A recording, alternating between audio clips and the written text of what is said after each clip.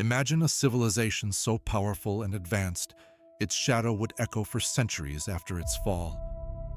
For over 1,000 years, the Roman Empire dominated the Mediterranean, building roads, aqueducts, colosseums, and systems of law and government that still shape our world today. So how did something so mighty simply collapse? Is that even the right word? Or is the fall of Rome something more complicated than it sounds? Let's explore this through famous voices from history. Words penned by philosophers, historians, even poets who watched the empire change in real time. We'll begin with Augustine of Hippo, a philosopher and theologian who witnessed Rome's decline firsthand. In his work, The City of God, written after the sack of Rome in 410 AD, Augustine observes, "Rome has collapsed, not because Christian times are evil, but because all times are evil. The city has been shaken. Its foundations have not been destroyed. The Son of Man has not come to destroy, but to save." Book 1, Chapter 35. Augustine saw the dramatic sack by the Visigoths not as the end, but as a transformation. For him, the fall of Rome revealed deeper moral and spiritual flaws, but also pointed toward hope, a sense that civilizations can survive, even in new forms. But what actually caused Rome's power to falter? Historians usually point to a mixture of forces: military defeat, economic crisis, political instability, corruption, and overextension. If the empire was a giant web, these threads started snapping, one after another. Let's reflect on another eyewitness. Ammianus Marcellinus, a soldier and historian, described Rome's decadence as early as the late 4th century.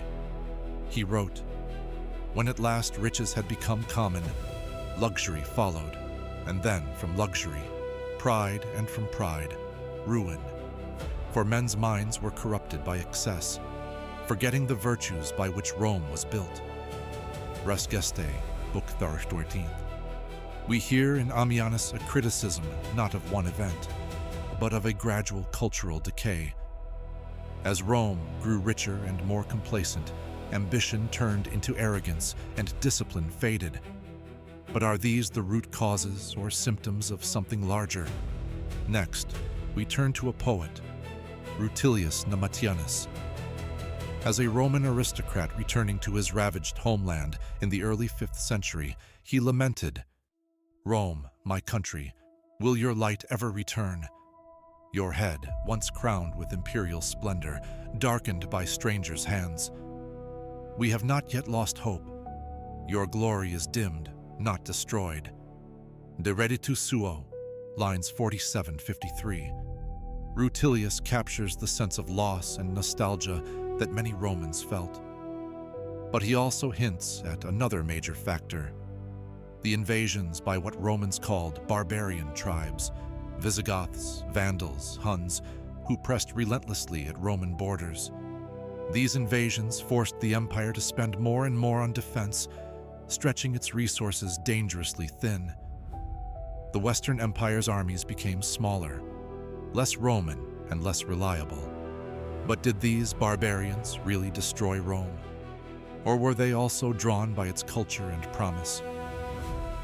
The philosopher Sidonius Apollinaris, writing from Gaul, saw more of a strange blending than a clean break.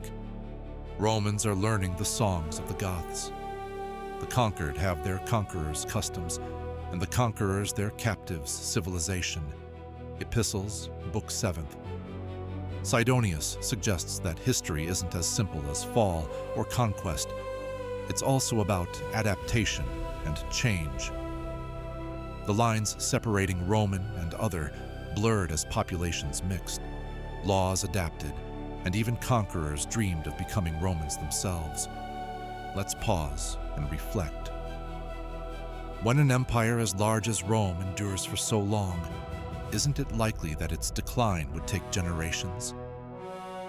Maybe it was less of a sudden crash than a slow transformation, one that left traces everywhere. Turning to the philosopher and emperor Marcus Aurelius, writing centuries before the fall, he already sensed the fragility beneath Rome's grandeur. In his meditations, constantly regard the universe as one living being. Each component is interconnected, for nothing happens in isolation. As in nature, so in a city, decay comes, but also renewal. Meditations, Book 4.